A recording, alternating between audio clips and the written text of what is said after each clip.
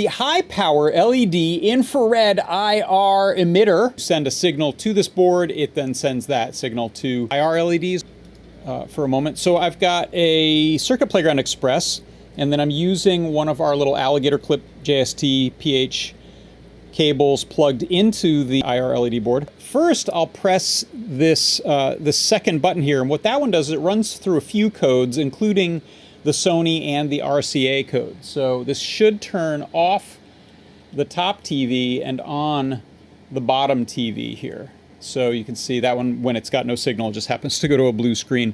I can turn the Sony by itself back on. Again, it's just clicking my remote and bouncing that all around.